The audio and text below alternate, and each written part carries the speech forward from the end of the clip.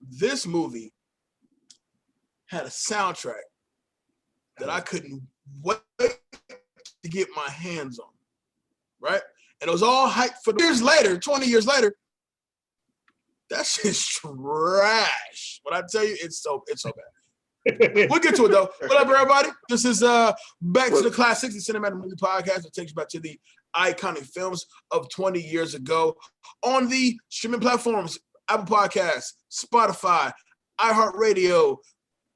What am I missing? All the other spots that you get your podcast fix in. I am Jay Alonso, and with me, of course, is Danger Neff, David Danger Neff. How you doing, partner? Oh, what this? Oh yeah, new tat. Oh yeah, no, I see that. Yeah. I was a little worried Light that work. I the numerals wrong. I was like, wait a minute, which one is M again? It was like, oh, this right here. Oh yeah, got a new tat. I was like, wasn't that 100? But no, it makes sense. M for Millennium, sure, makes sense. But no, I'm good, man. I'm especially good because we're joined by a special guest, a cat that's not been on this show in 3 years. So long ago, I forgot what movie he even did. Devil's Advocate. Devil's Advocate. From my mom's crib. No. Rory. Your crib. Miles? Yep, it was your crib. Miles. Yeah. Make some notes for my guy, all around buff guy, Sir Buffness. My bro from way back. Make some notes for my man Sydney Square. What's going on, big dog? What's going on, man? It's a pleasure. Thank you guys for having me. Welcome back, man. It's been a while.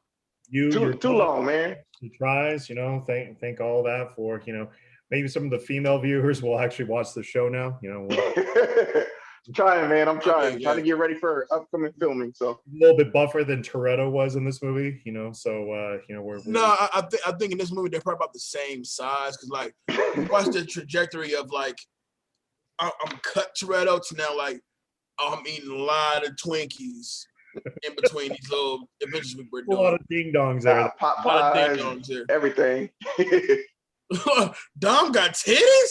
Wow. What a big old titty baby. Oh, titty baby. But what's up, big dog, man? Welcome back to the show, man. So happy to have you back, man. And major kudos to you, bro. I remember I hit you up yesterday to remind you that we were recording today.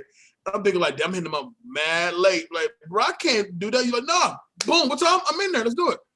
Oh, yeah. I got you. Love that, man. So what's been up, man? Been filming. Got an upcoming project coming out. Can't disclose too much, but just know it's a black sci-fi. And it's gonna be dope, man. Can you at least say you're not having no like it's adult strange creature coming out your ass, nothing like that, right? No, but how can I put it? Without saying too much, I know contract is contract, so. Oh yeah, no. It's I'll put it to you this way. It's my first lead role, and I'm honored to be a part of it. You was a lead in this joint? Oh, bro. What, bro? We gotta talk, bro. What's happening? Yeah, man. It's big moves. We started filming back in December, and we close to wrapping up. So I'm honored, man. That's why I'm ready to shave this off, man. I'm normally clean shaved, but babyface Nelson, yeah. But it's all good, man. I'm honored though. But be looking forward to. I'll be hitting you with Smith for real soon. Yo, man, I'm hosting the premiere party, man. Most definitely. What we doing? Let's do it. Absolutely. Hey, we'll set something up, man. Word. So I would imagine that while you're filming this upcoming project, you probably have had a lot of time to get your movie on, as far as like what we would normally talk about when we're capping these movies, and especially with this one in particular, because as mentioned before we start recording, this is the first movie that we're doing where the sequel dropped 20 years ago, almost to the date of now the ninth movie. So see, this is one of my favorite movies. Word. So I can depict this whole movie on bad and good all the way through. And it also helps. I'm a car guy, man. So as you know, right, I take this car game serious. Speaking of the car game, man, but this is being so ironic that you're in the car game. This is a car movie back when it used to be a car thing. You got a fundraiser coming up, I believe. Yeah. So I'm the director of Sin City SS Car Club, and we're going to be doing a back to school drive. We're going to start collecting next month.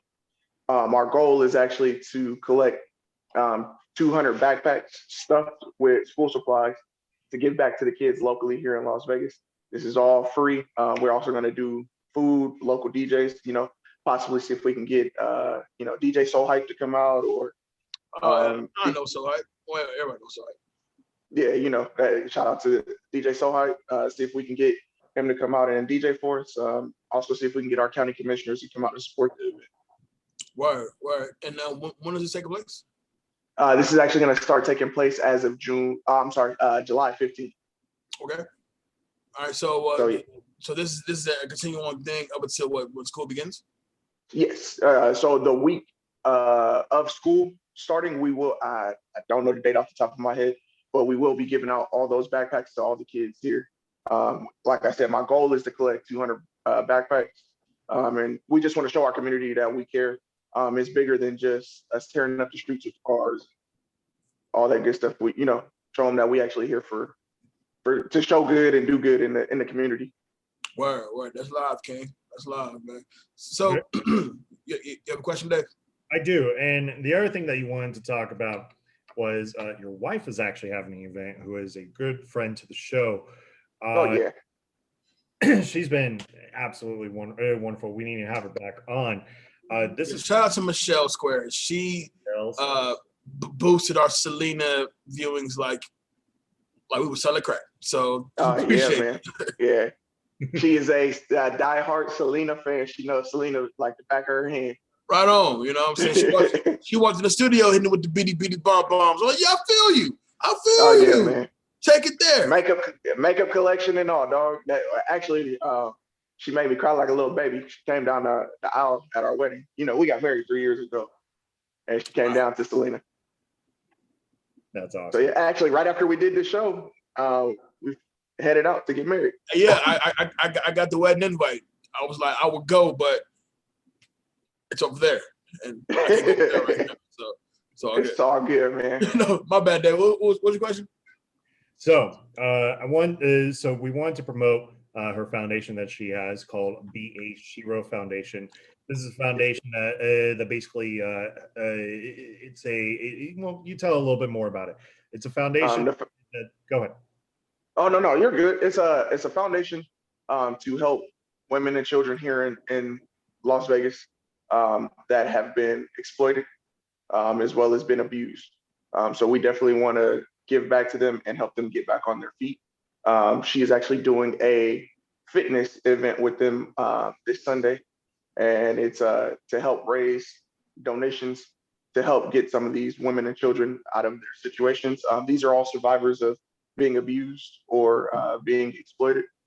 So I'm honored to be a part of this with her. She takes lead. My wife is phenomenal about making sure we give back to the community.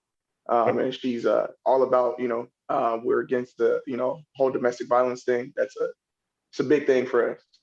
Absolutely. The Be a Shiro, that's BEASHERO Foundation mission is to provide resources needed to support, sustain, and empower young girls and women under the age of 25 who have been abused, abandoned, neglected, and exploited. Now, this event happens on Sunday, June 27th from 2 p.m. to 4 p.m.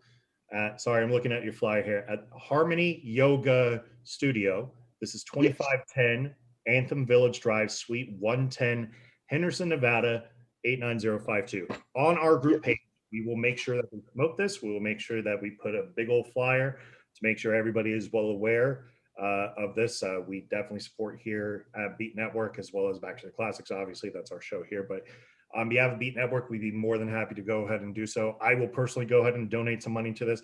You ain't going to see me exercise, but I will donate money. Hey, man, we got to get you to work out with us one time. No, but thank you, guys. We'll get there. I truly appreciate you guys donating. That means the world to us. It means the world to the foundation. So thank you so much. Absolutely. Be a Shiro. I can hear show. Be a Shiro. Like, that's what you gotta do. You know what I'm saying? It's really like. Well, to be clear, she is partnering with Be a Shiro. She is with Commit Dance Fitness. So I want to make sure I clarify that. It's Commit Dance Fitness is her team. and then Be a Shiro is Gotcha. the foundation. But she's partnering with B.A. Shiro Foundation. So we'll make Partnering sure with Be a Shiro Foundation. we'll make sure. All We'll right. So the project that you're working on, is that the only one you got in the can right now? No, we're actually another one that's coming back, CSI Las Vegas. Okay. So not to disclose too much, but just know that they've officially started filming. We'll be bringing that back here. It's actually taking place filming here in Vegas. All right, so you moving, man. You moving. Man, slowly but surely, it's work has been progressing over the last 3 years. I mean, pandemic happened, but you know, we still Rightfully move. so. Rightfully so. That's really all we can really ask for. But Oh yeah. But yeah, that's so dope. All right, so now that you're in this this particular position in pursuing your career, what's your ideal role that you want to take on? Let's see here. I want to start getting into the comedy field, man. All right. That's it would be ideal to, you know, do like a sitcom, old school sitcom like Family Matters, or take it back to like Fresh Prince days, something like that. You know what I mean? Something that we grew up 227 days. You referenced 227, and that's wild because like you look like the Marla Gibbs son. So, it's like you would be like the boyfriend from the high school, because you could definitely play high school for sure. The boyfriend from high school. Hey man, come on, man. Like Damon Wayans' daughter. Like, hey, man, you gotta stop with this dark skin, light skin beef, dog. Hey man, it's a weird box we get put into. All right, yeah. So aren't you getting into some writing as well? I am getting into some writing. We actually have started working on a project. It is actually regarding a coincidence of the event that's coming up, and it's in regards to trafficking. So Right. we'll be touching on that. It's a project that's based on some local guys here who were involved in some trafficking. I have to throw no names out, but they have given us the A-OK to start the writing process, and we're writing their story. Gotcha. All right. Well, look, man. We have to for sure talk after the show. We got to wrap for sure. Oh yeah. But yeah. let's get to today's movie. I can't believe this is 20 years, technically to the day that the original dropped, and now in the same week that this episode drops, we get episode 9 apparently. Take it back to 2001 with the Fast and the Furious. So what? It's like the 10th movie of this, right? Got 9 and then Hobbs and Shaw. This is Yeah. awesome. This is Technically, I don't know. I don't know if that counts. same characters. The Fast and the Furious, y'all. All right. The Fast and the Furious, original release date June 22nd, 2001. Shares opening weekend with Dr. Dolittle 2 and The Princess and the Warrior. I bet you money nobody went and saw Dr. Dolittle 2. And I mean nobody. I think I might have. I think I might. I actually might have. At least. Was you on a date? No, I was. With your mama? 13? Probably with my mama. I don't know. Nah.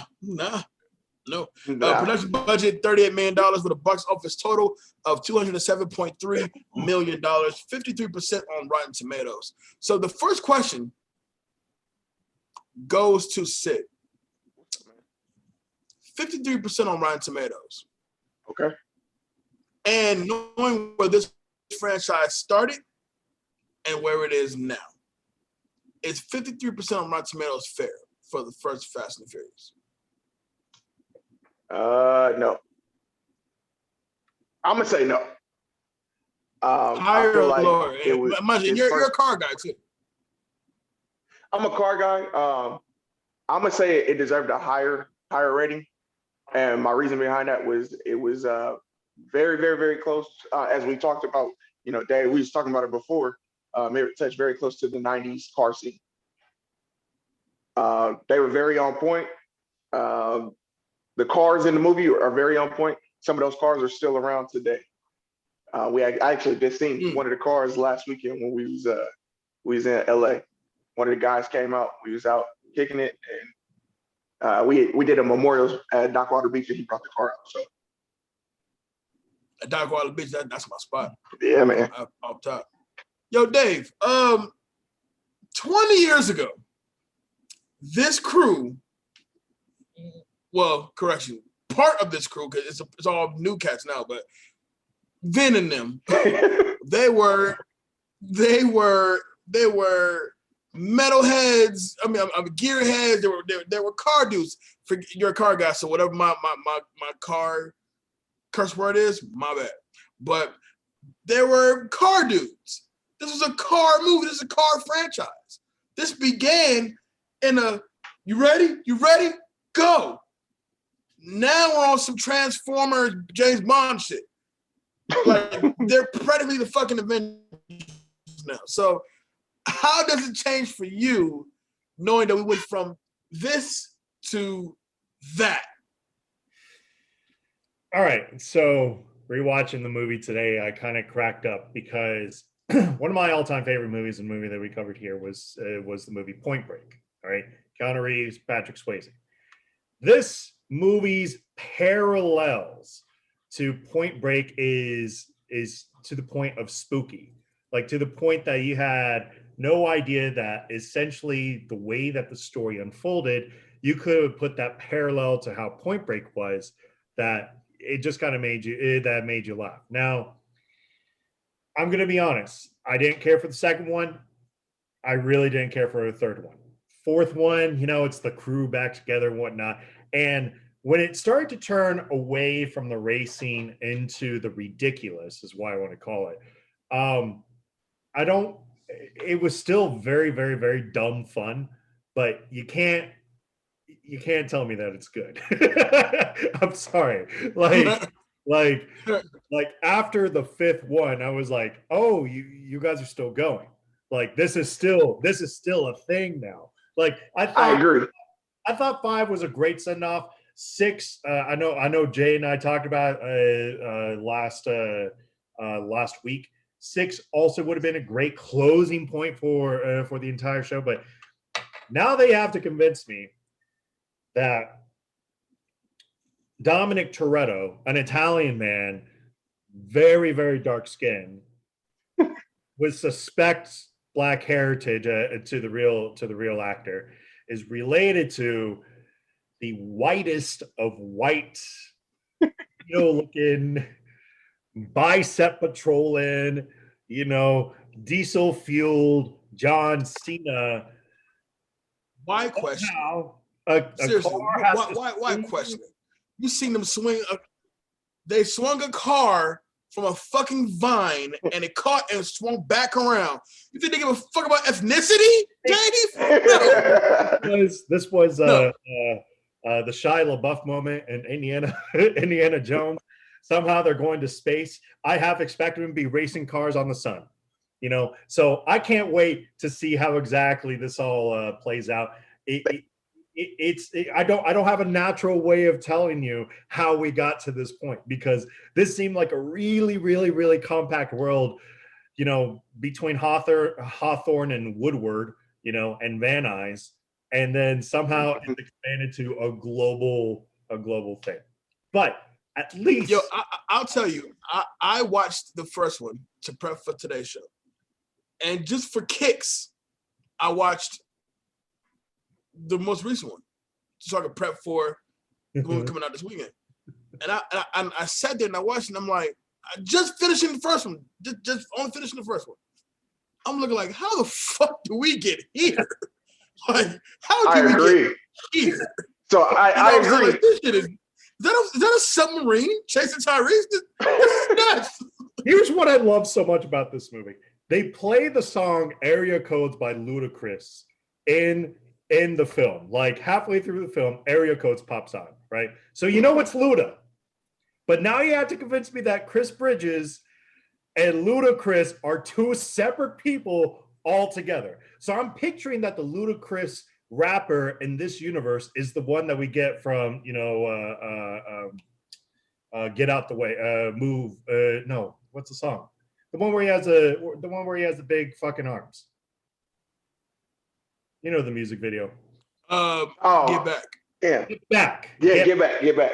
So that's Get got to Back. be what Ludacris looks like in this universe, because Chris Bridges is clearly a dude, or he's a secret identity. I don't know. Hey, that's the one that always gets me. I get the whole trying to kill off Han thing. He's going to be a cyborg in this one. I promise you. He's gonna be a cyborg, and it's going to piss everybody off. Bruh, the way we're going, Han is from like another planet. You know what I'm saying? Like The way we're going, outer space. And he's going to be a bad guy. You know, it's going to be great. He's going to be the ultimate bad guy. Like you have to. And then like they want to mix it. They want to cross brand with Jurassic World and Fast and the Furious. All right, they no longer give a shit. I can put bird doo-doo on a piece of paper and throw it at you. And like, yo, the Dom, who threw the paper? Was it Dom? Was it Letty? Who threw the paper? You know, and it's like, it's dumb fun. Without a doubt, it's dumb fun. However, as people, no matter what franchise you watch the trajectory of it, and you watch the decline or keep rising. But the story kind of remained the same. You have no idea how we got here. If you would have, because I think it was the fifth one or the fourth one was probably like the last Fast and Furious that it was supposed to be. Then it became they're the fucking Avengers now. Then they were like, all right, let's add The Rock. All right, we're gonna see where it's gonna go with The Rock. All right, now we're gonna give him his own spinoff because apparently Vin and The Rock don't get on. It's insane how it feels like when they develop these scripts, whoever's coming up with that, like Chris Morgan, is snorting like mountain high amounts of coke and just letting anything fly. Like swing a car from a vine, that's gonna work. Have Letty fall off one car and have Dom collide in the middle, fall on a whole other car, and nobody dies. Yeah. Magically he catches her perfectly. And the whole fucking garage come down. This isn't real. None of this shit is real. And outruns it. That's what kills me. All he's doing from the top floor. Right. With his dad bod, he's outrunning. He's really outrunning. With his man titties, he stopped the garage and outran it. He hadn't jogged in 20 years up to that point, and he broke out a last sprint. Titties flapping. At the end of the day, it's about family. Okay. Everything's about this. There's a cool little backstory with this. Technically, Toretto, Dom Toretto was based on a racing team. Stefan Papadakis, who is one of the absolute best Formula Drift teams in the history of it. Papadakis Racing is very big. He used to race the streets all over New York. Took his team out to LA and used to run all over there until his cars basically became too fast for the streets, and he had to basically give up the game and go absolutely legit. Another thing that I really, really, really, really enjoy about this movie is they knew the exact period of when cars should have been in place, because right in that 1995 to like 2004-ish kind of style, you had all imports on the roads. I mean, you had Acura Integras, you had Honda Civics, you had rear drive Mazda RX-2s, 3.7s, Toyota Supras, which is the original Japanese muscle car in my eyes. And all these like limited other cars, and it was showcased and beautiful in this movie. Absolutely beautiful in this movie. So let me ask you this. What's you guys' favorite? I am not a car guy, just so you know, but go ahead. Yeah, you gotta dig into it. All right. What's your favorite car from this film? From this particular film, probably the 95 Nissan Skyline that they had going on. Okay. I think. All right, where you at, Jay? I'm gonna go with the black Shelby. Shelby. Go with the muscle car from Toretto. yeah. The black Shelby truck from Toretto is dope. I love that. So even though I am a muscle car guy, that's my forte. I'm gonna go with the RX-7. The RX-7 it was definitely solid in this. Toretto was a man. I also was a little bit of a fan of that Volkswagen Jetta GLS that was so super souped up. I'm like, that's not supposed to happen. I've seen Jettas. Jettas were driven by 14-year-olds. What's a Jetta doing racing against? That Jetta has some ups though. That boy got going. That Jetta has some ups. And then I did like remember they got that scene, the opening scene where they block off the streets. Yep. And you got that white Honda Civic that's got the target top and it's got the airbags on it. Sounds like hydraulics, but it's full airbags. Man, that was dope ass car. And great segue too, because this goes into the beginning of the movie, because once again it goes back to why you realize like what this movie came from, what this franchise came from to where it is now. It opens with it's the robbery, right? the initial robbery, if you will, and right. They went from stealing microwave shit and CD players and shit, bro. And now they're like doing terrorist shit. They're like, these would be the same cats that stole like truckloads of the original iPods. Y'all stole a bunch of DVD players, bro. Yeah, stole DVD players. Now y'all stealing. Y'all sitting here helping the FBI. Like straight still on the moon at this point. But is it okay? So we get Brian. Now, no lie. Watching this movie and watching Paul Walker as Brian for the first time, or in the first appearance in the movie, really made me miss Paul Walker. Like it honestly made me miss Paul Walker. Sure. Because prior to this movie, he was the cat from the Skulls. He was the dude in Shoes, all that. Meet the Deedles, a movie that's fucking horrible, but what's I remember football him from movie? these movies though. What's the football movie he did? And Varsity Blues, you know what I'm saying? Like, Varsity Blues, great shit. Yeah. So seeing him in this, I'm like, I really do miss Paul Walker. Like I kind of got emotional. Like, wow, I miss Paul Walker. But leading up to when Paul Walker's his intro, where he's trying to like learn how to like really master his car and use the gears and whatnot to prep to go after Toretto. And then we get the intro to Toretto, and it's just super bombastic. Vin Diesel without, obviously 9 movies later, he got like a frog in his throat. But when everybody pulls up, he just had this real stoic look to him, you know what I'm saying? And so you get the introduction to Vince, to Letty, to who's the Weasel dude? Mia, Jesse, Leon, Vince, Letty, Leon, and Jesse. Yeah, Chad. That's my boy, man. He actually we did some work together. So yeah, Chad. Shout out to Chad. Oh, man! Wow. We're on first name basis. That's what's up. Hey, my man Chad, yo. Bro. Thomas Smith-Pother. Yeah, I'm cool with him. Yeah. You know what's crazy? Tom He actually, I call him Tom Pother. That's what I call him. Tommy. He actually owns that Jetta now. He bought so he plays Jesse, but he owns that Jetta. And then we can't forget Hector. Oh, listen, Hector's Hector in every movie. Here's a funny thing. You go on that actor's like webpage, and they're all like, he's probably known for playing every single SoCal gangster to ever come out there. I'm like, yeah, I think he's been Hector in almost everything he's in. He's been no, he really has. Training Day, he was Hector. He's Hector. Yeah. Almighty, he was Hector. Yeah. Street Kings, he's Hector. Training Day, he's Hector. I gotta kind of trash Brian a little bit, because what's with the cutting of the crust? You're a grown ass man. Why are you having Mia? Why are you having Mia cut the crust off a sandwich? Like what was that? And like she knew it, but it was cute because she knew it and acknowledged it. Like, no crust. Yeah.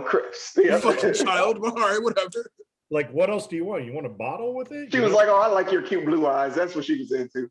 She was like, I got some goldfish in the back, for you, and some fruit by the I got some fruit by the door. You grab some fruit by the foot, real quick. You want some gushers? We got that. That's kind of where the first time you see Toretto as well, because he's in the back and he notices. He's like, he looks at him like, this idiot is asking for his crust to be cut off. Wow. Yeah, and so that goes into breaking down the crew. Well, Letty, Michelle Rodriguez, but at the time, I think we only knew her from like Girl Fight and something else, but she was just looking great. And then my man who plays Vince, I can't think of his name for nothing, but Vince immediately becomes like a character like you do. Matt Schultz. Matt Schultz.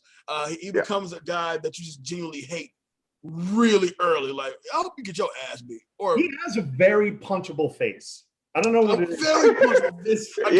A guy that really wants to like fight, but then when you do fight, like, I'll fuck you up. You're like, come on, let's be real. He's got this fake Carl Urban beard going on that just drives me up a wall. I'm like, who are you trying to be? You're not Judge Dredd. You're not the dude from The Boys. Like, come on. But the pull up is so crazy because when he walks up to Brian at the diner, he immediately like just throws a little shit at him. Like, in 2021, you get beat the fuck up for that. Like, for real. Off the rip. Oh, like, don't make me throw my own. Wait a minute. What is this? What is this? What are we doing here? Take my own. But Vince and Dom have this friendship. You can tell that they've been boys for a long period of time, but Vince has always been the hothead. And you see it more and more as the movie progresses. And so we get introduced to this little substance called NOS that's good for the cars. And I always thought when I finally saw NOS like do what it do, I would view it like how I viewed it Fast and Furious. I was tremendously let down. But when I first saw it at the time, it looked super dope. It was like the whole, you press the button and the gears started happening, shit started turning, and then you spit out the back like a bad fart and you're gone. You know what I'm saying? And I was just like, bro, I didn't get that experience. Like I was my boy had a Jetta and he put NOS in his car. And I'm like, yo, hit that shit. And he hit it and I was like, oh, we're not going very fast. We're going fast. But not the way I saw it. Like I saw us like peeling off. He's like, I'm not flooring this right now. It's a calm takeoff. It's a calm takeoff. That's this movie effect, Oh, yeah. So let's talk about that first racing scene when out of nowhere Brian comes out and I'm racing for papers. He comes out in this very, very beautiful 1995 Mitsubishi Eclipse, which is a 16-year-old's car nowadays. I feel like, to the street race. And the scene is super dope because you had everybody basically there. You had cars parked off to the side. You had Hector, who's kind of like spitting his game, and he decides to call over his boy, who is easily the cut that out character in this. RJ, music and rapper Ja Rule, comes crashing. Edwin, that's his name. Edwin. Yeah. Edwin comes through and kind of spitting his game a little bit, and then the scene turns and you hear the roar of an engine. And this is where, to be honest, this is kind of where the movie was really effective at, because everybody made an entrance, regardless if they were somebody or nobody. It was everybody made an entrance, and you can hear it from down the block, and he knew something was coming up. So in this case, Toretto comes up with his crew, basically parks in like the middle of the road, and these two chicks, I guess they wanted to give Letty some, I don't know, some lines. Yeah, like came out, they were skanks. She's like, I smell skanks. Yeah. All of you girls take off, I leave tire marks on your face. Not a good threat, but I feel you though. But I feel like it wasn't a good threat. They walked off like, all right, whatever. So when the idea of the race kind of comes into play, the bets were basically it's 2 G's to enter into the race. And Brian comes out like the eager Boy Scout that he is in this movie. He was like, I don't have 2 G's, but I'll bet my car. Like it's like, whoa, like who does that? Who just bets a car? Like do you not know like what you're supposed to put into this? And they go and they check out the engine in the car, and it has the 2 NOS and has that's your car? Yeah, that's your car. And the race kind of begins, but we have to give this little special shout out to Ja Rule because wait. Before that, because Brian gives a really like one of these to Vince when Jesse goes, wait, you think you get in the ring with Ali just because you can box?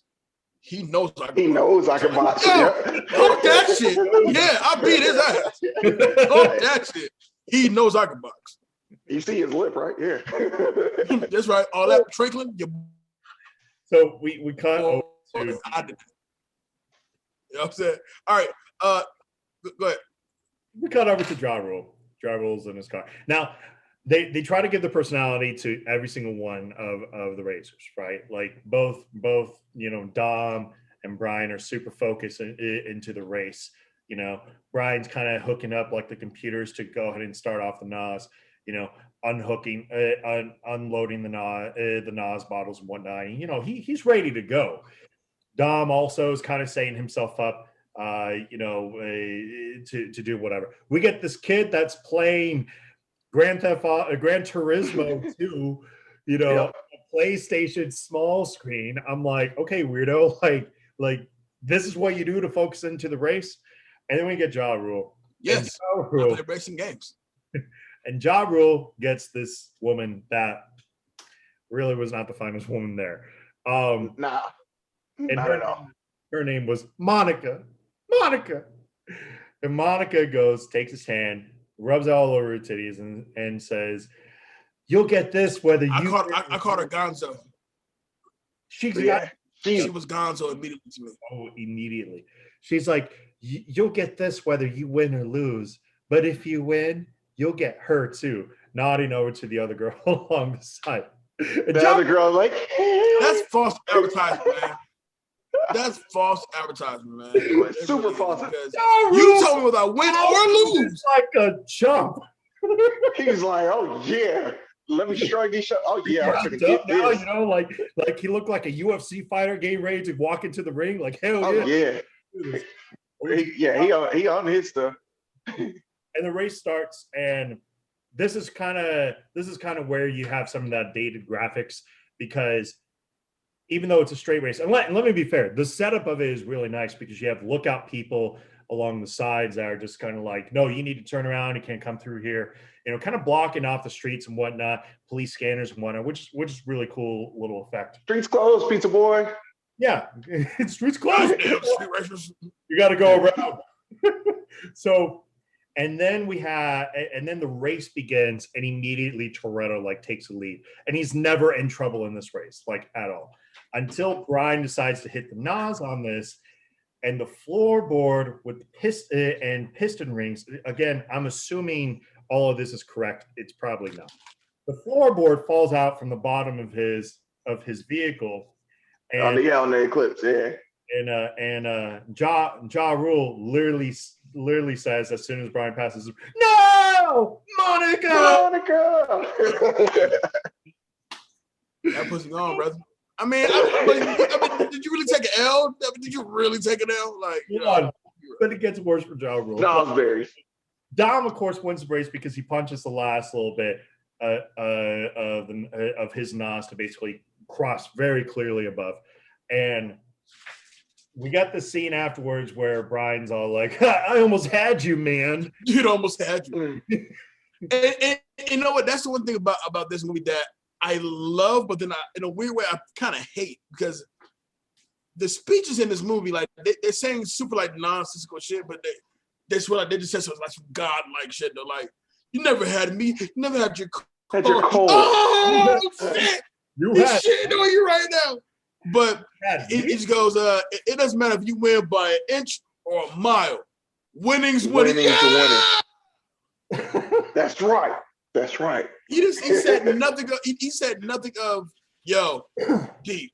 Dom Toretto, great racer, really deep individual. No, bro, he didn't say nothing deep. He didn't say nothing deep at all. And then we get our final little bit of Edwin.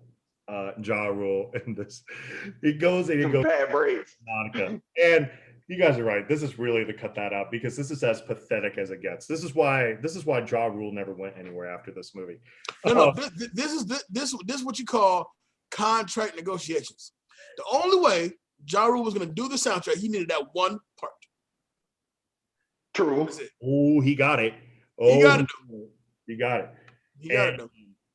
So he goes and he kind of approaches her, and she blows him off totally completely in front of all his homies, in front of all his guys. And he's like, "Oh, like you didn't win."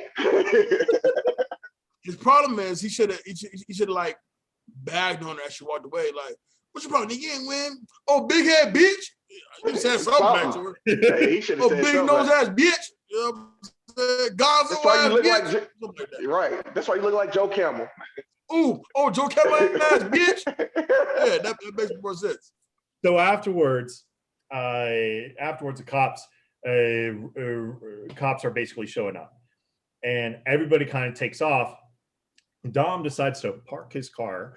Doesn't make a lot of sense to me, and apparently doesn't put his jacket on. You know, he has a 10-second car that doesn't have a problem with it right now. Like, why don't you just leave the area? I don't understand why he parked the car and then assumed that him walking out, he's like the only bald, half black, half Italian guy around, you know. What is his race? We don't know his race in this. We don't know. At this Vin point, Diesel is mulatto. Toretto is from another planet. I want to say it's mulatto, like mulatto's an actual race. I really feel like Vin Diesel's not of this world. You don't really quite know what he is. At this point, his father is white and his mother is very, very, very dark. Not sure, but they want to keep that as Italian. So I don't know, because I'm trying to make sense of how the fuck John Cena is the little. Yeah, that still don't register. Never mentioned once in the other 9 other movies for a movie about. But the issue is though, at first it was like, okay, how is Vin Diesel and Jordana Brewster actual blood brother and sister? I can kind of see him, and I'm like, they said half sister. John Cena as this man's brother's like, as his little brother, right? That hold on. Yeah. Nah, I don't buy it. Even though in real life, John Cena is actually younger than Vin Diesel. That's true. So, all right. So as he's escaping, apparently a cop recognizes him, and he decides to take off on foot. Where Brian comes in for the rescue. Now, here's my problem with this escape scene. We literally saw the bottom fall out of where Dom is literally sitting at. How is his feet not Flintstoning right now? How does he even still have feet? Yabba dabba do. He was yabba dabba doing, man. He had to have. My whole thing is healed because he's missing piston rings. And I assume that's a big problem with trying to get away from the cops. I don't know. Maybe that's just me. Maybe I've been around too many mechanics. Oh no! Listen, why not just cop pulls up. Toretto. When that cop pulls up, and he goes, "Oh, hold right there." Toretto's takeoff run is horrible. Like, you got nowhere, bro. It looked like Mario. You got nowhere. It looked like where Mario. Did you go? You got nowhere. Mario kind of does this like. It looked like a bad. It looked like one of the bad dudes over here. He did that Grand Theft Auto run. Man. So as they escape, they run into the territory of Dom's old racing rival gang, led by Johnny Tran, who is played by Rick Yoon. You might have known him from Die Another Day, as he was the bad guy in that. He's been in a few. He's still like pretty well known because he was in Olympus Has Fallen. He was in that movie Alita Battle Angel. He was in recently Jiu-Jitsu. So he's been around for a little bit, and Johnny is kind of the typical portrayal of Asian bad guys in the early 2000s. He's the Asian bad guy who speaks fluent English. But, obviously he's born in America, but I mean, like you close your eyes, you thought he was white. But it's his cousin who's like the true like animal in the situation because like he's man. He's I had a problem with that guy a lot. Man, he I got a big problem with that dude. scares me actually. Like, nah, he seems kind of like very trigger happy. Nah, I ain't feeling that. I'm not feeling him. So like when we get to this, there's a part that we get to, but I love when he got his ass whooped. Oh, fantastic. So when, so of course they kind of talk, Toretto, what are you doing on my territory? Apparently LA is not big enough for both of them, which makes no sense to me. Toretto, what are you doing on my territory? Blah, blah, blah. They're kind of going back and forth, And they're in Chinatown, which is very ironic. Here is basically, Brian is probably thinking, well, if it's not Toretto might be the guy most linked. I just got a gun pointed to my face from these. Could these guys be the ones stealing the electronics? To be fair, there was kind of evidence of this, and I give the movie credit. We all knew where it was going because the trailer showed that. But they did try to kind of misplay that, a little bit. So, of course, they destroyed Brian's vehicle. The Nas blew that shit the fuck up. And and Tom reiterates to Brian that he owes him a 10-second car. So the two of them walk back to Dom's house together, which apparently was a 20-mile hike. Makes no sense either. And again, another altercation with Vince comes into play. Like, I don't know, like what's up with Vince, but every single time he is the kind of white guy that believes that term on site. Anytime Brian was on site, he was ready to go after him. It didn't matter if Brian was literally like dropping off Dom. He's chasing the car as soon as Brian's like pulling away. It's always good to know one of them type of dudes. You know what's wild though is like we didn't really touch on the fact that they did make that long ass hike back, right? Yeah, no, it was. However, it was like 20 miles. It was, but the confusing part of the whole situation was they get back to the house and it's a whole party popper. Like, so none of y'all left to come and find me at all. No, man, they had to go for beer runs. Nobody is concerned whatsoever about what I'm doing. A 20-mile hike does not happen in the same night. That's the next night. That is tomorrow. That's tomorrow night in my eyes. like how does nobody like not ask a question? Where's Dom? Where's Brian? Where are all these people? And then you're right. As soon as Dom Dom comes in the house with Brian, it's Vince. Oh, why'd you bring the buster? Because the buster kept me out of handcuffs. Well, yeah, he's got a point. Diarrhea. Buster brought me back. Yeah, so, a great point. Kind of more development between Brian and Mia at that point. Little here, a little bit here, a little bit there, as Mia decides to kind of take him out for a drive, and or no, that happens a little bit later. It doesn't matter. Another good. It's another great Vince kicking the dick moment because I thought this was clever. He was taking L's. He was taking big L's through the whole movie. A swift kick in the dick. Like she goes, "Hey Vince, wasn't that place you want to take me to?" Oh, cha cha cha. Take me there. Oh shit, bro! You gotta shoot him. You gotta shoot him. So mad. He was so mad, man. Brian then goes and he brings in a 1994 Toyota Supra to Dom's garage replacement. This car needs like $15,000 in work for it to even be close to where it basically needs to be. So as they come in this long process of restoring this vehicle, Brian decides to start dating Mia. In this case, they go to this Cuban place, have a really good time. She then takes him out driving. They kind of talk about each other's past, and there's not. Oh, you know what? Go ahead. Not to cut you. We didn't cover the fact that the reveal of Brian actually being a cop, surrounded by the who's who of TV police cop actors. Yeah, I was gonna say because we skipped. I was gonna say we skipped the part of Johnny Tran. Oh no, we got Johnny Tran. I'm talking about when it's revealed that he's actually a cop. When it's revealed he's a cop, it was actually done pretty smooth because while he's introduced into the gang, you don't exactly know why he's in this in the first place. So when he gets pulled over, gets put into handcuffs in the back of it, and they come out at this house, and he straight up goes, "Jesus, can you get these cuffs off me? You put them on too tight." It's like, that's pretty good. That's pretty good to reveal that he's actually this whole time. Let's talk about that house though, man. That house was dope. House was dope. You know what I'm saying? Even the cops. They were like, "This is Elizabeth Taylor." Yeah, that was a Frank Sinatra style house right there.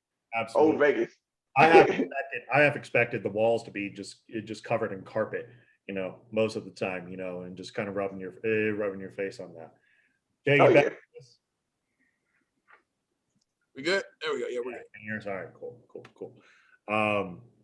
Yeah. So as Brian kind of begins to start dating Mia, the FBI is really putting pressure on Brian to kind of get some information. He basically has 36 hours to kind of figure out what exactly is going on, or he has a very limited amount of time. I'm saying 36 hours, could be wrong on that. And he begins to investigate Tran, which makes sense. Tran's crew was one that pulled guns on him. We don't know what's going on with their engines, and Brian's convinced that he's a mastermind behind these truck hijackings. So one night, when they decide to investigate a garage, having driven like this F-150 SVT Lightning, Brian is basically discovered by Dom and Vince, who demand an explanation. And at this point, yeah, because he's lurking Hector's garage at the time. Lurking Hector's garage, and Brian pulls something out of his ass saying that he owes him like a 10-second car.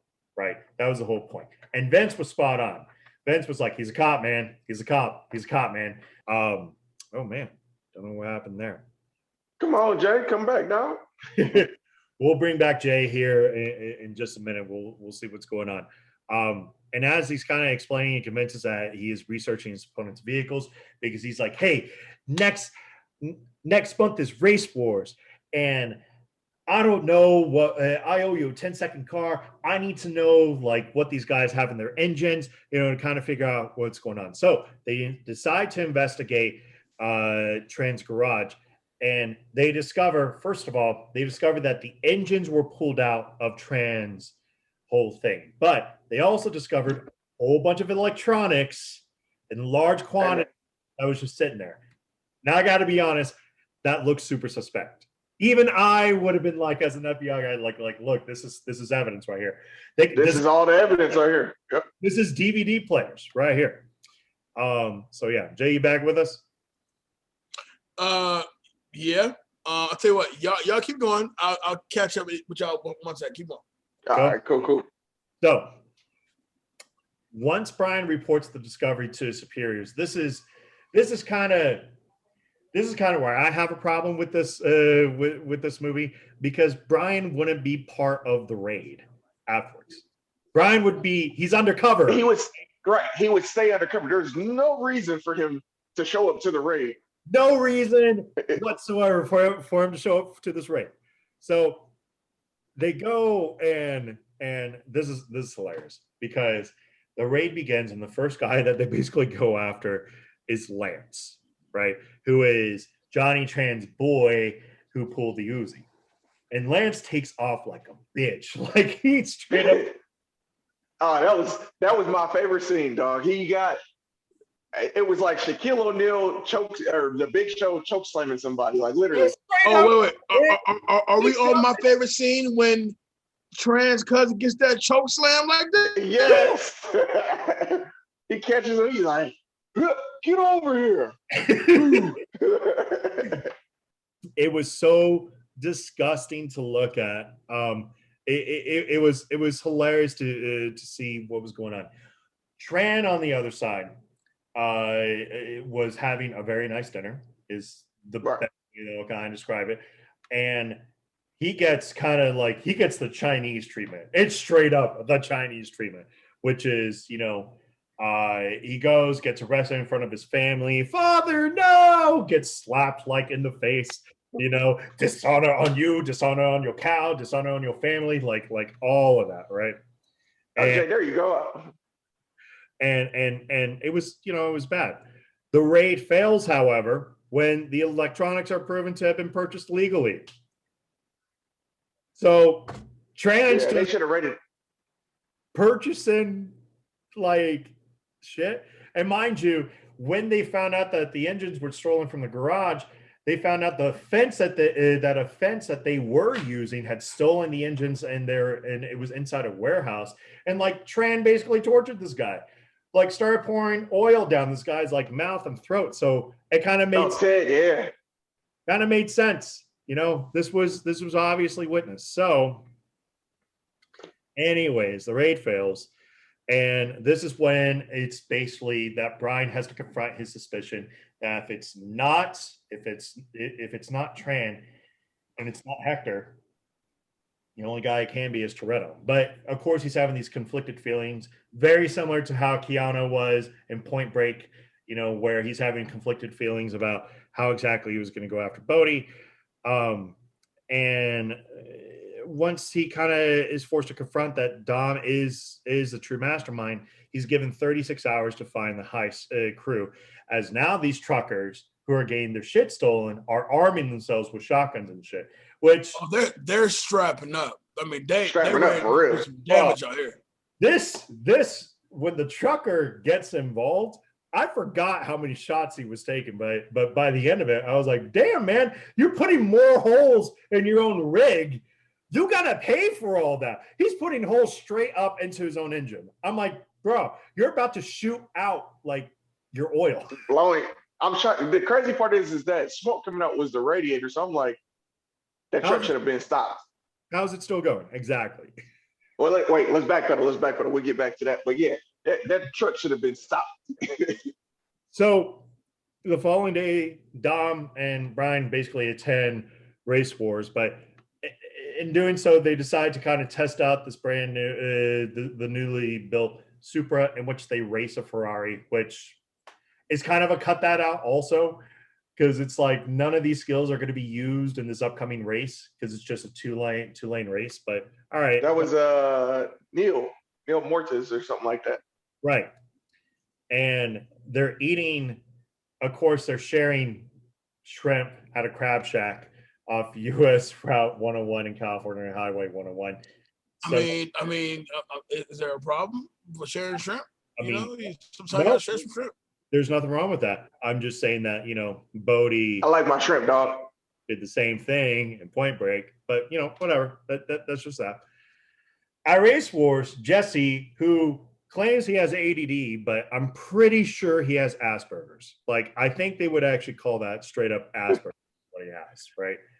Decides to wager his father's Volkswagen Jetta against Tran and that Honda S2000. And he got smoked. Like, it's not even close. Everybody knows what's going to happen. And Jesse decides... Too soon, Junior. I know. But the way Jesse got smoked, like, you'd have a shot in hell, bro. He flees with the car after he loses, and Tran demands that Dom recover the vehicle and accuses him of being a narc. And go fetch my car. Go fetch my car. And said like a slave. And Dom proceeds to beat the living shit out of Tran. Although, to be fair, it's not like he like really bruised him or anything. There's like a small little kind of busted lip, but that's about it. Never knocked on nobody. Nothing really led up to the actual fight, because like Tran just said like, Toretto, SWAT comes to my house, disrespect my whole family because someone knocked me out. Pause. Yeah. Pause. And you know what? It was you. Dom cocked back like he was pitching for the motherfucker. I didn't know nobody. Your mom was a man. Fuck you. You know what I'm saying?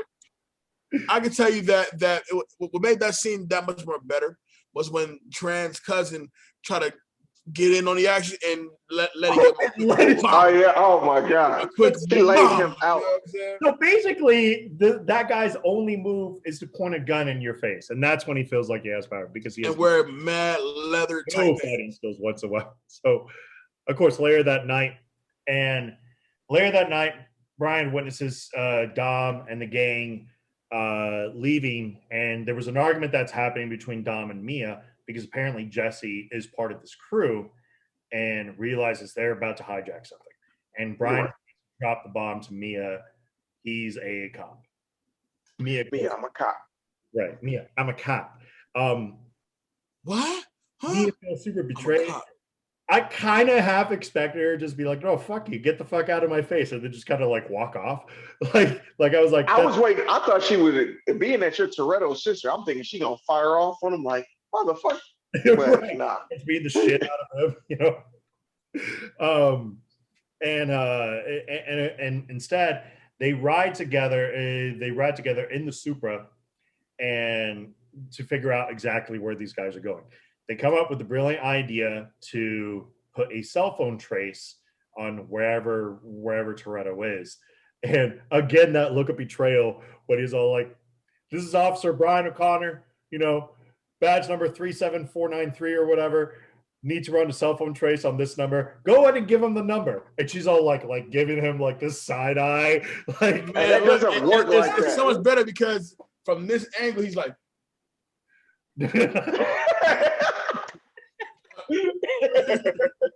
one of those. Yeah, that's what's hilarious. 323-555-6743. You know, fuck you, Brian. Oh yeah, she was pissed. Pretty much. Like he was so nervous to really kind of go through the situation. He's nervous about how he's gonna stay with Mia. How Toretto may or may not fuck him up because he has to find out. To clap the cheeks like after what was going to happen today. You know, he was like, all right, what's my play? What am I going to do? I got to tell her I'm a cop. Maybe I can kind of tell her that I also get a pension. You know, I don't know. I got retirement benefits. I mean, like, you know, like I like you, brother. We're cool. You know what I'm saying? But I'm a cop. I'm a cop, though. I'm a bad cop, but I'm still a cop. Later that, of course, once it kind of start this attack, Dom, Letty, Vince, and Leon attack in a semi-trailer truck, and this is kind of a crazy little bit because they immediately start going, and Dom immediately sees that this trucker is ready to go.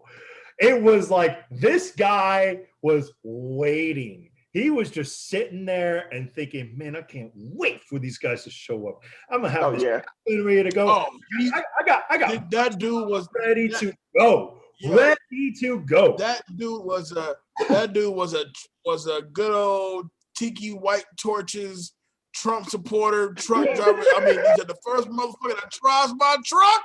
Woo! It's a bad day for them. I'll tell you that much. He came straight out of the Ozarks of Missouri to come all the way out here to pick up these electronics from Long Beach. Now I got to drive my ass back to wherever to drop off this load. I can't wait for these guys to show up at the fancy. But you know, the wildest thing is that whole scene, and we'll break down the scene right now. That whole scene, you never seen the truck driver's face. No, exactly. You saw him loading his cannons and trying to keep the truck focused. Besides that, you never saw his face. Like, nah, I'm just here to kill somebody. We all know this. So, you know, that's kind of what we expected from him. Anyways, like the way that this scene kind of goes, like Vince decides to, I don't fully understand how this heist is supposed to work exactly. They jump on the truck and the truck driver's just supposed to stop the vehicle afterwards and then they unload everything, kick the driver out or something. But well, no, isn't he supposed to like tranquilize or whatever, hit him with a little dart gun and he drops the dart gun. You got to get. Yeah, I feel like this plan really relies way too much on a dart gun, and we all seen how that Vince, you know, crashes under the pressure, which is kind of almost exactly what happens here. Like Vince hops on immediately, the first shot starts, and whatever's holding Vince is cutting deep into his arm. Like it up. Like he's hanging on by a thread. Meanwhile, this truck driver is a hell of a shot with this shotgun because he takes out Letty, he takes out Dom, he nearly takes out Leon. Like He's like, Leon, you need to go back. And mind you, Letty's doing super cool maneuvers, like driving underneath the truck to try Yeah, to. I was gonna say that's an iconic scene, man. She drives under the truck. That shit would never happen in real life. You cannot drive underneath them trucks. Once you kind of get underneath it, the truck's now dragging you. It's dragging you. Facts. So of course, going through all this, and Brian gets a heads up of it, but this truck driver literally is just like blasting everybody. Somehow, Vince hasn't died. Vince should have died. I'm sorry. Like, Vince should not have survived this whole ordeal. He should. Yeah, that shot to the side, nah. More than that, though, when the truck had no problem with his radiator, why is it going to matter if his door is off? Like, yeah, when the truck swerves, you see his whole body slam back against it. It should have hit the wound. Exactly. Like, this should be dead for sure. Right.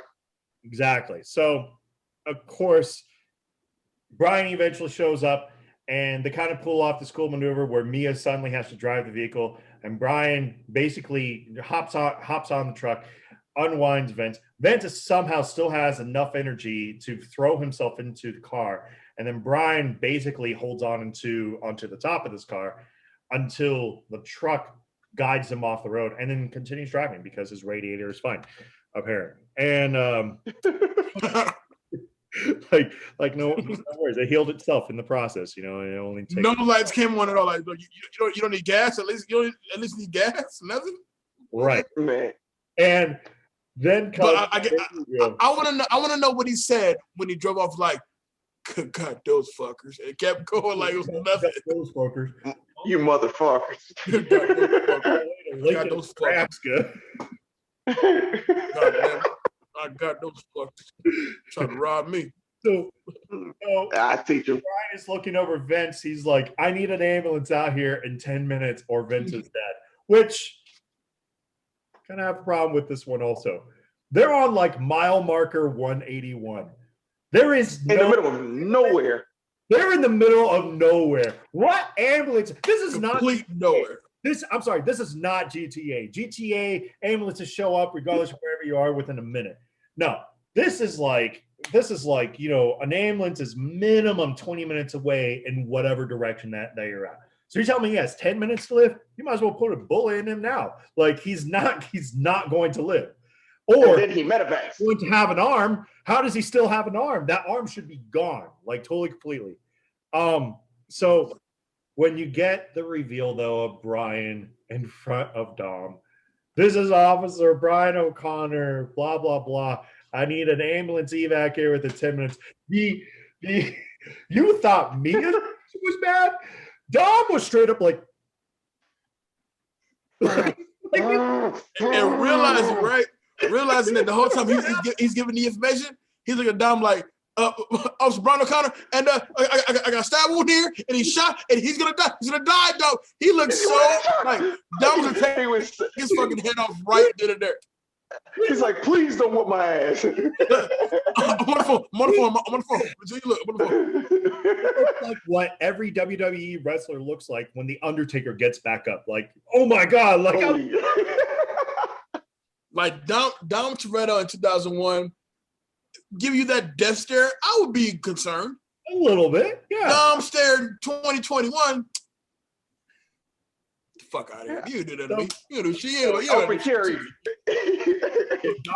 Dom, your dad fat. Your mulatto dad fat.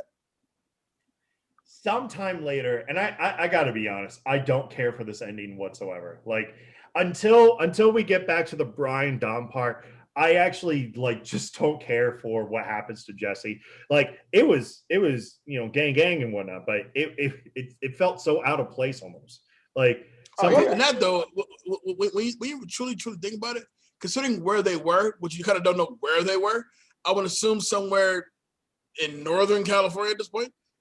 The fact that you can get back to LA and it's still plenty of daylight to get back to LA. You got back to LA. No traffic. No traffic whatsoever. You mean tell me just outside of San lucky day all around? Nah. Damn, I got a hole in my lip. Which makes no sense because they're on the 101. Anyways, so they the 101, the 10, anywhere you can get to LA. I don't know. Anyways, Brian arrives at Dom's Shit's house, funny. immediately pulls a gun on him. Dom's got a shotgun in his hand. He was ready, he was kind of ready for Brian to show up, but then he drops it as he's getting his father's 1970 Dodge Charger out of the garage. And he demands Brian to leave since says, I'm not running. But as a converse is going, Jesse comes out of nowhere as Dom was going to go look for Jesse. And Jesse arrives and basically pleads for protection. He's like, Dom, man, I'm so sorry. I have no idea what's going on. I'm so scared. So scared right now. Meanwhile, again, the effectiveness of, you hear the roar of engines coming up, and Tran and his boy Lance, who decides to get his comeuppance, they unload on everybody. Like Mia was out there, Dom, Brian, they unload on everybody. Nobody gets hit but Jesse. And Jesse. This looks like a pretty good neighborhood. So I'm like, come on now. Somebody's gonna call on these dudes riding dirt bikes. Nah, that look like Pico and like Washington, kind of South Side-ish. Nah. I'm giving it too much. I'm giving too much credit. They look like Olympic and like fourth. Nah. Okay, true. Nah. So Brian and Dom decide to give chase in separate vehicles, finding and killing Tran and injuring Lance. Lance falls off a mountain and somehow still lives. And then Brian decides to pursue Dom, with them both eventually acquiescing to a quarter-mile drag race. And this calls back to a famous line that Toretto said earlier, and one of his most famous lines. Go ahead. So, all right. So this is the close up. All right. So Sid, let me ask you this. So this is basically what we've been sitting through this movie to get to the final race between Dom and Brian. Jim. Fuck his name, Brian. So yeah. Where's my Jim come from? Jim. He's like, I need a white name. Kyle? No? Oh, but no. Got you. So no, I remember watching this movie in the theaters when it first came out, and you get to a point where they're gonna have this final race, right? And Dom like sets it up like Gran Turismo 5 type shit. Like I used to drag here back in high school. Like this is exactly a quarter mile from here to there. This is like Midnight Club right now. And this dramatic buildup, slow motion. That Dom was looking at Brian was looking at Dom, and and when we go green, we're going for it. They go for it, and you get to the scene when there's a very conveniently placed train coming down the tracks, and they're gonna go for it. You know what I'm saying? So actually going to Universal Studios and taking the actual tour, I was so disappointed to find out that the car didn't actually lift up like that. Wait, so what really happened? That's actually it's a hydraulic ram that they have for a wheelbase. You can actually watch it on YouTube, but it pissed me off, dude, afterwards. Yeah. And I mean, I knew back then that wasn't really possible unless somebody was hitting switches. And no, that's actually really possible. Major, switches. That's actually possible if you got the right horsepower. And I mean, it looks like it, but when you actually find out that car is not built like that, I was like, oh man, that hurt my feelings. Like as a kid, when I was watching the movie, I'm like, man, this is legit. Like this is old school, like granddaddy. It looked dope as a kid. It's like, yo, I want that. I want the exact thing. Now here I am going to Universal to go to work and go through. I'm like, oh man, this is some fraud. You a fraud. And again, this calls back to a quote that Dom said earlier in the film that we skipped over a little bit, but he says, I live my life a quarter mile at a time. Nothing else matters, not the mortgage, not the store, not my team, and all their bullshit. For those 10 seconds or less, I'm free. Which, again, going back to Point Break, was totally something that also happened. This idea that Dom was, regardless of whatever happens through here, Dom's not going back to prison until the film. But that's okay. He's not going back. He's not going back to prison, at least in this one. And so they take off, and they're going, absolutely going. And you know, they go. They reach the train. Of course, you kind of get that close moment. They're both like right on each other, hitting nods and whatnot. Leaps over and misses the train, no problem. And Dom kind of gives that look like I'm proud of you, son. like like that kind of look when a garbage truck has pulled out and Dom hits this clean, flips over, somehow only has like a scratch on his head. I'm like, that's some hella. No, the change in Dom's face is so classic. He goes, oh, like real quick. It comes in real quick. Yeah, and then he's holding his arm. Right. I didn't expect that to happen. He's like, ooh, you know he did. Like, yeah, he did. Happened. Like, You're flying down the street and a train was passing. What do you think was going to happen? Nobody was expecting. But that should have told us that should have told us, because if he didn't die from that, he's not gonna die at all in this series. Like, you know. So they prepped us for this. Like, trust me, he can survive anything. He's only superhuman powers this whole time. How have you guys not seen this? So Brian goes and says, well, I do owe you a 10-second car, Dad. No, I'm just kidding. I didn't say Dad, but you might have said. And he gives him this car as Brian. I just thought about it. Oh, you 10-second car, Dad. Thank you, son. Thank you, son. What the fuck is going on here? This is so weird. So you know, Brian starts walking off, and the movie then goes to in credits where we get a post-credit scene of Dom, who's seen driving through Mexico, Baja California, Mexico, in a 1970s Chevrolet Camaro SS. No, Chevelle. Yeah, 1970 Chevelle. Right. You're right. It is Chevelle. I can't read. Because he brings the Chevelle back in the fourth movie. That's right. Yeah. Yeah. So it's 70 Chevrolet Chevelle SS. And yeah, that's Fast and the Furious. A beginning. That is Fast and the Furious. The beginning of the that won't die. Man. Coming up next, episode 2 of the Fast and Furious saga, we get Tyrese and Paul Walker in good old Miami, and it's different. Eventually, it's way different. We get races where Dom is racing backwards with a blowing up time bomb of a car as he leads it into the ocean, because apparently he has like a cousin or a nephew over there. I don't know. I can't remember like what the relation of that kid was to him, but apparently Dom really looked after him or whatnot. I don't know.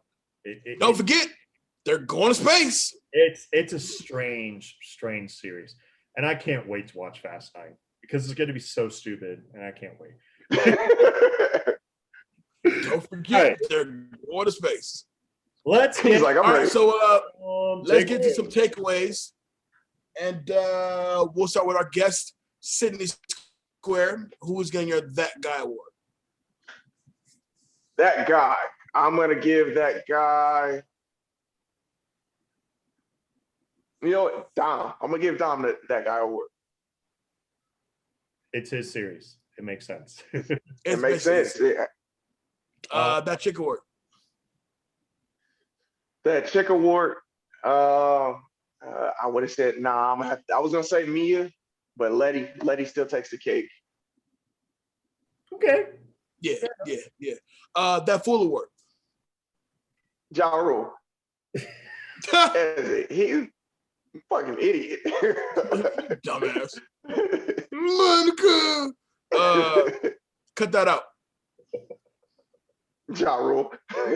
Wow. Double dosing it up. Okay. Does it hold up? Now the cars, to me as an adult, they don't hold up. They don't, or they do. They don't. Oh, all right. As a car dude, they don't hold up. Okay. So yeah, some of the cars are, I mean, like learning that they're all movie cars, I feel like they should have used more realistic cars, like actual cars, and put them to the test. Fair. Dig it. All right. And last iconic scene. Iconic scene. It was the race scene for me, but I'm gonna have to go with the opening scene. I mean, where they're all together, like setting up the streets. That's iconic for me, just being that, being a car dude, knowing, the street racing world. I definitely say don't street race, but knowing the street racing world, it's they hit it very close on the head. Word. All right, Danger Neff. Who's gonna give that guy work? I'm gonna give it to Dom. I know a lot of this wants to be driven through Brian's perspective, but I felt like Brian never took a foothold of the series. He always felt like he was playing second fiddle to Dom. Even in the next two movies, he was okay. He's all right. Yeah. He was just all right. But this is Toretto's series, like through and through. This is a guy that at least has enough cool in him to kind of run these streets. Everybody knows him. He's the kind of guy that you always want to be on his good side. If you could find a way to get on his great side, even better. But no, it goes to Dom for me. That chick award. I'm gonna give it to Mia. I totally get the understanding that Letty is the more physical of the two, but there's something really enjoyable about Mia. Mia's kind of that girl next door that's way too hot to be the girl next door. And she does kind of show up a lot more. And they did have natural chemistry. I'm going to say that. They absolutely had natural chemistry. So I'm going to give it to Mia. That fool. That fool. Yeah, that fool award. Gotta be Ja I'm Rule. interested to see this one. It's got to be Ja Rule. There is a case for Lance, but it's got to be Ja Rule. There's a lot I would do to get into a movie. I don't know if I take that kind of role, because that's the kind of role that it sticks with you. It's the kind of thing that it'd be one thing if he was a decent driver or whatnot, but he wasn't even that. Monica, no! He was so thirsty. They look at you like, ha, sucker. You was a sucker. It felt like big time. It felt like when you get his final scene, and she walks away from him and everybody disses on him. That felt real. That felt like they were really laughing at Ja Rule at that point. So yeah, no, it goes Ja Rule. It's garbage. Because they knew the truth early on. Ja wouldn't be around very long. No. Yeah. Who's getting? I'm sorry. Cut that out.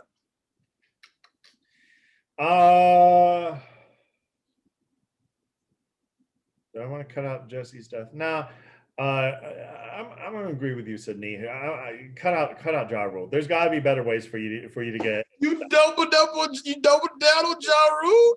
He's not needed. It's not. He was not needed. He was the worst. He's not. It's not even funny what happens to him. It's cringe. Afterwards, you just felt like, Jesus, bro. You need to go set yourself up on Tinder or something. Maybe you grab from there. But my God, that was bad. He needed a Shannon Sharp. He needed a Shannon Sharp moment. Yes. On his Tinder profile, it's just a picture of his car. And him in a do-rag or some sort of bandana. It's not even going to be him. It's just going to be his car. He doesn't want to show his face because then all the dudes would be ragging on him.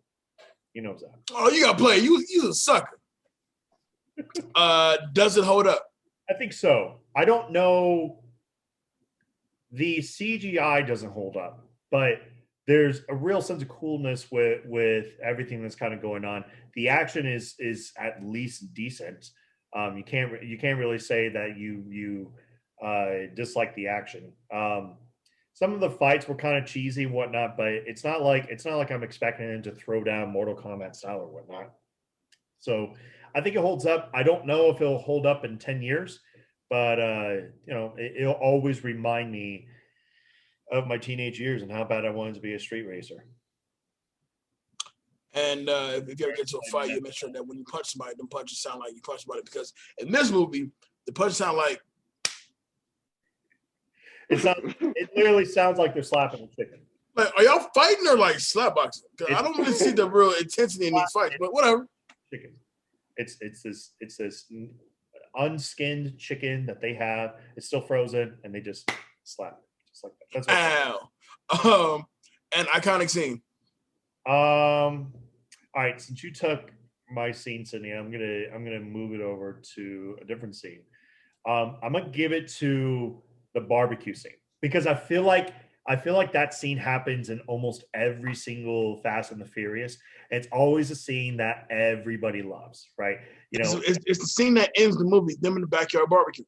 Yeah, it's a backyard barbecue. Everybody loves it. You know, if you're invited to Dom's barbecue, you know what's going through. You know, your family.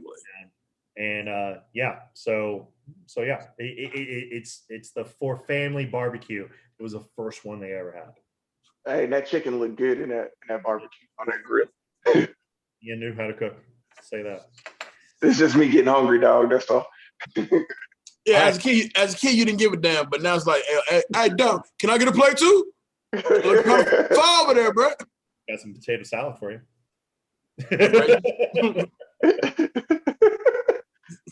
All right, Jay, who's getting you that guy award? That guy award is gonna go to Ja Rule. No, I knew it. I knew it. Because he took a chance. He knew that Gonzo looking female one would give him no ass. He knew. But he still went for it. That's what you call courage and independence. Oh, man. No. I'm gonna give it to I'm gonna give it to Dom. Because Dom just sets the tone for the movie. Even though technically Paul Walker always kind of played second fiddle to Vin Diesel, but this first one, Paul Walker was the lead. Vin was the co-star. You know what I'm saying? Right. So, and then in a weird way, it flipped. Now said like this is Vin shit now. And so, Dom Toretto, at least in the first movie, I can say, is a character to where he doesn't say much. It really doesn't need to say much. He has that hulking, threatening presence about him. But at the same time, he's a dude that really does love his family. He pushed him more in the movies later on. But, you know, I live my life a quarter mile at a time. You know, yada, yada, yada. But as far as how he portrayed this movie and how cool he looked in the movie, I'll go with Dom. Yeah. All right. That chick award. That chick award is going to Letty. Letty is all that in a bag of sweet potato fries, and I really do. Oh no, Jay, you still there? Come on, Jay. We're gonna circle man. Jay on his thoughts with Letty. While we kind of have this little bit of a pause, once again, please make sure you check out.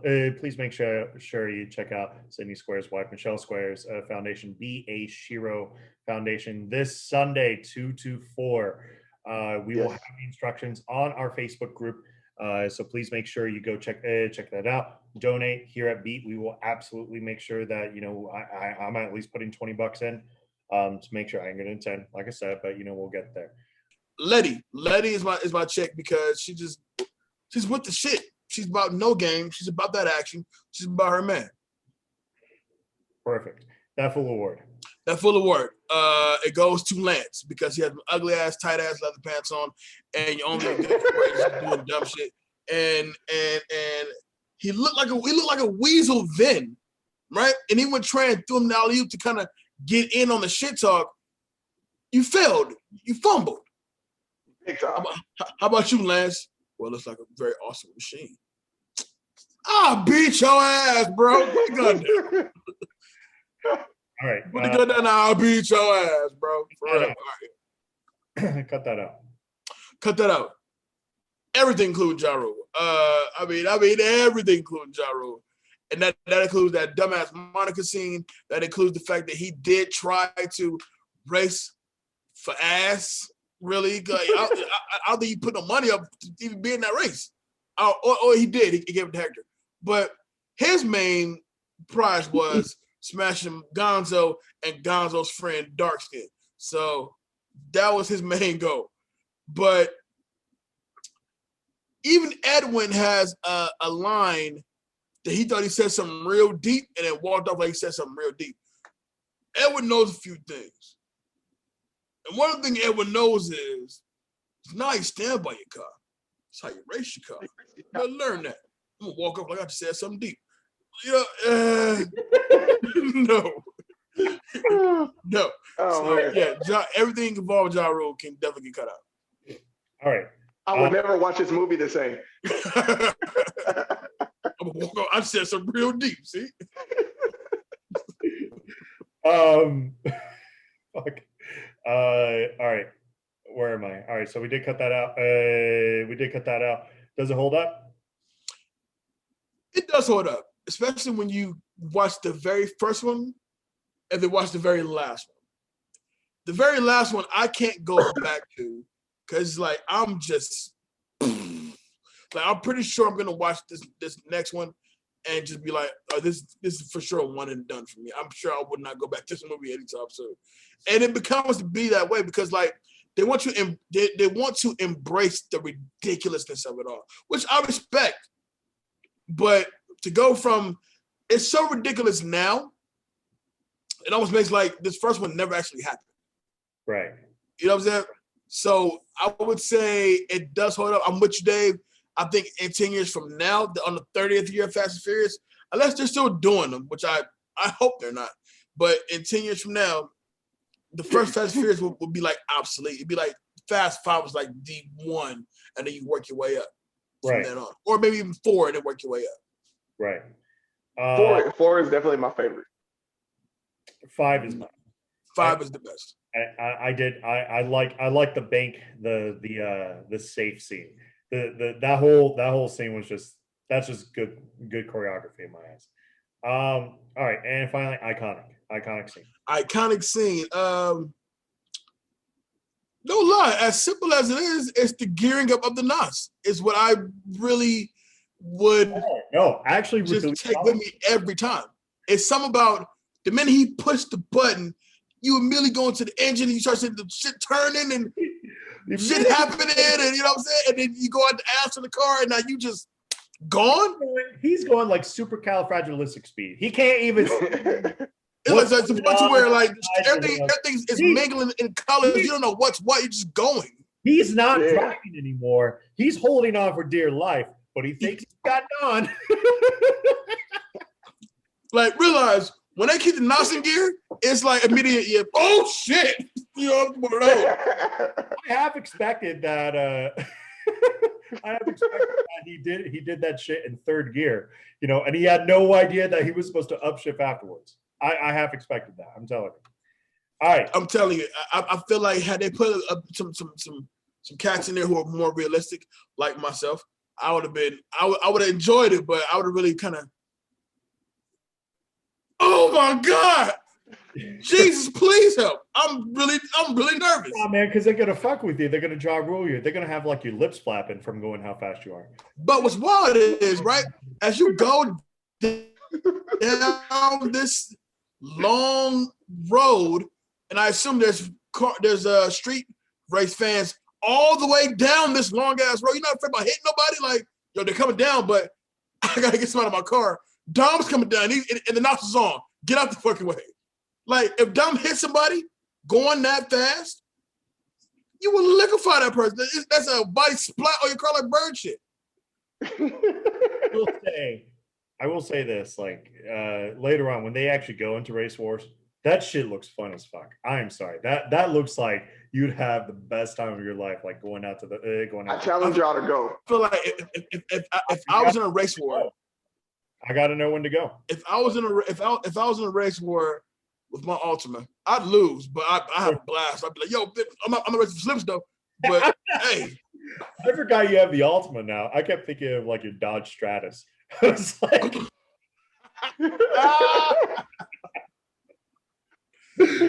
oh man, a Dodge Stratus. They ever still make those? That was like the most random. Oh man, yo. That's wild. I ain't never heard of shit like that before. Hey, bro, ain't you want to try the Gold Daewoo? Like, they still make them shits? What the fuck? Daewoo Dodge Stratus. What the fuck? No way, bro.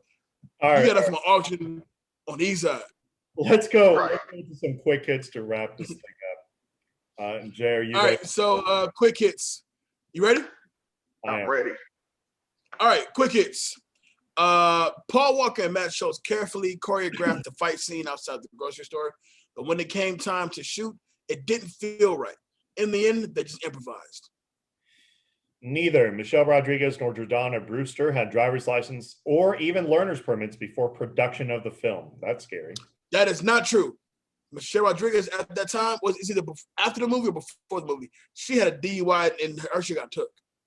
Well, that means that she probably didn't have a driver's license. Right. But not like willingly. That doesn't mean that they didn't know how to drive. You lost your shit. They were legally allowed to drive. Right. Vin Diesel and Michelle Rodriguez were dating off screen during filming, just as they did on screen. Dom's RX-7 originally had a roll cage. It was removed to accommodate Vin Diesel's physique.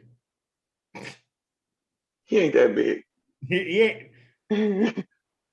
I mean, the RX-8 or the RX-7 is pretty small, so to have a roll cage also in there, all right, I can kind of see that. He strikes me as somebody that gets a small car because he's a big dude. He wants to show just how big he is, but you look like a clown in a clown car.